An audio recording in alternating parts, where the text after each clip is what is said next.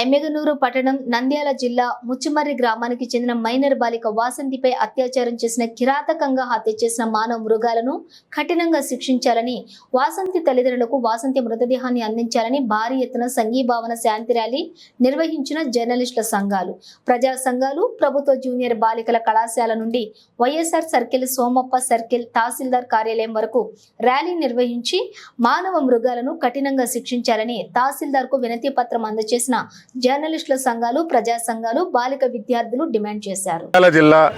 ముచ్చిమారి గ్రామం వాసంతి అనే అమ్మాయిని, మైనర్ బాలికని మైనర్ బాలులు అతి కిరాతకంగా అత్యాచారం చేసి అమ్మాయిని చంపేసి శవాన్ని కూడా దొరకకుండా చేసిన అలాంటి మృగాలపైన ప్రభుత్వం కఠిన చర్యలు తీసుకోవాలి. వీలైనంత వరకు అమ్మాయి మృతదేహాన్ని వెలికి తీసి వాళ్ళ కుటుంబానికి అప్పచెప్పాలని చెప్పేసి,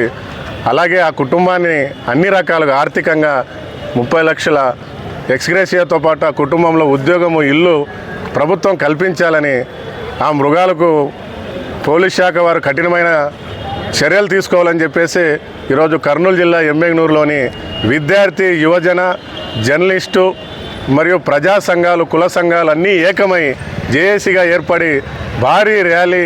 సర్కిల్లో మహాధర్నా చేపట్టడం జరిగింది. ఈరోజు ప్రభుత్వం ఒకటే అడుగుతూ ఉన్నాం,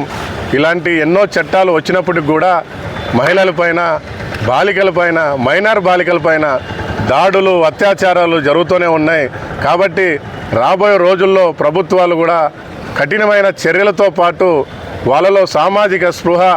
ఈ తప్పు చేస్తే కఠినంగా జీవితం నాశనం అవుతుంది, లేదా మా కుటుంబం ఇబ్బంది అవుతుంది, మేము జైలు పాలవుతాం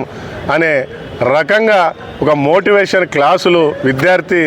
యువకుల్లో తీసుకురావాల్సిన బాధ్యత ఈ ప్రభుత్వాల పైన ఉన్నాయని చెప్పి ఈ సందర్భంగా తెలియజేస్తూ ఉన్నాం. ప్రయత్నం చేయాలని ఈరోజు జర్నలిస్ట్ సంఘాలుగా డిమాండ్ చేస్తూ ఉన్నాం. మరి ముచ్చిమర్రి గ్రామానికి చెందినటువంటి ఆ మైనర్ బాలిక వాసంతి ముక్కపచ్చలారని ఆడబిడ్డను మరి మైనర్ బాలికలు ముగ్గురు హత్య చేసి మళ్ళీ కాలువగట్ట మీద పడేస్తే ఆ విషయం తెలిసినటువంటి వాళ్ళ ఇంటి పెద్దలు కూడా మా పిల్లలు ఎక్కడ మరి దోషులని తేలి వాళ్ళకి ఇబ్బందులు ఎదుర్కోవాల్సి వస్తుందని చెప్పేసి పెద్దలు కూడా మళ్ళీ యొక్క ఆ డెడ్ బాడీని తీసుకెళ్ళి ఆ యొక్క నదిలో పుట్టిలో తీసుకెళ్ళి ఒక 2-3 కిలోమీటర్లు తీసుకెళ్ళి రాళ్ళు కట్టి అక్కడ పరేయడం అనేది మరి పెద్దలుగా పిల్లలు చేయొచ్చు పొరపాట్లు, మరి ఆ పెద్దలు అనే వాళ్ళు చేసిన వాళ్ళు మరి ఎంత దుర్మార్గంగా వివరించారు. వాళ్ళ ఇంట్లోనే జరుగుతుంది, మరి వాళ్ళకే ఆ బాధ కనిపించదా అని చెప్పేసి ఈ రకంగా మేము డిమాండ్ చేస్తున్నాము. మరి ఈ సందర్భంగా మేము ఒకటే చెప్తున్నాం, ఇలాంటి ముక్కపచ్చలారని ఆడబిడ్డల్ని ఈ రకంగా చేస్తున్నటువంటి ఈ యొక్క మానవ మృగాలను ఈ యొక్క ప్రభుత్వం సమగ్ర విచారణ జరిపి, అంతేకాకుండా లై డిటెక్టివ్ పరీక్షలు నిర్వహించి